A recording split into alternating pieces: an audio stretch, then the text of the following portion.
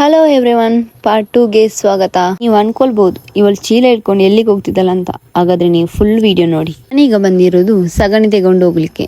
ಅಷ್ಟೋ ಇಷ್ಟೋ ಅಂತ 2 ಗೋಣಿ ಫುಲ್ ಮಾಡಿ ಸಗಣಿ ಆಯ್ತು. ಇನ್ನು ಇದನ್ನು ಹೇಗೆ ತಗೊಂಡು ಹೋಗುವಂತ ಯೋಚನೆ ಮಾಡ್ತಿರುವಾಗ ನನ್ನಮ್ಮ ರಿಕ್ಷಾ ಕೂಡ ಕಳಿಸಿಕೊಟ್ಬಿಟ್ರು. ಮತ್ತೆಂತ ಮಾರ್ರೆ, ರಿಕ್ಷಾಗೆ ಅನ್ಲೋಡ್ ಮಾಡಿ ಹೊರಟಿದ್ದೆ ಮನೆಗೆ ಸಗಣಿ ಏನೋ ಬಂದಾಯ್ತು.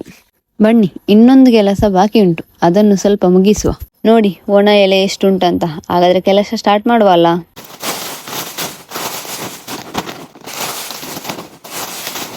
ಇನ್ನೇನು 2 ಗೋಣಿ ಫುಲ್ ಮಾಡಿ ಹೊರಟಿದ್ದೆ ಮನೆಗೆ. ಗೊಬ್ಬರ ತರ್ಲಿಕ್ಕೆ ಹಣ ಇಲ್ಲ, ಅದಕ್ಕೆ ನನ್ನ ಸ್ವಲ್ಪ ಜುಗಾಡಿದು. ಒಣ ಎಲೆಯನ್ನು ಅಡಿಕೆಯ ಗಿಡಕ್ಕೆ ಹಾಕ್ಬೇಕು. ನೀವು ನೋಡ್ಬೋದು ನಾನಿಲ್ಲಿ ಯಾವ ರೀತಿ ಹಾಕಿದ್ದೇನೆ ಅಂತ.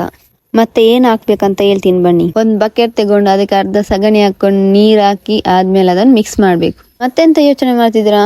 ಬಕೆಟ್ ಅಲ್ಲಿ ತಗೊಂಡೋಗಿ ಗಿಡದ ಬುಡಕ್ಕೆ ಎಲ್ಲ ಹಾಕೊಂಡು ಹೋಗಿ. ನೀವೊಂದು ವಿಡಿಯೋಸ್ ನೋಡ್ತೀರಾ, ಹಾಗೆ ಒಂದು ಲೈಕ್ ಮಾಡಿ ಆಯ್ತಾ. ಬನ್ನಿ, ಎಲ್ಲ ಗಿಡಕ್ಕೂ ಸಗಣಿ ಆಯ್ತು, ಇನ್ನು ನೀರ್ ಹಾಕುವ. ಓಕೆ ಗೈಸ್, ಈ ಮಿನಿ ಬ್ಲಾಗ್ ಅನ್ನ ಇಲ್ಲಿಗೆ ಎಂಡ್ ಮಾಡ್ತಿದ್ದೀನಿ. ಮತ್ತೊಂದು ವಿಡಿಯೋದಲ್ಲಿ ಸಿಗುವ. ಓಕೆ, ಬಾಯ್.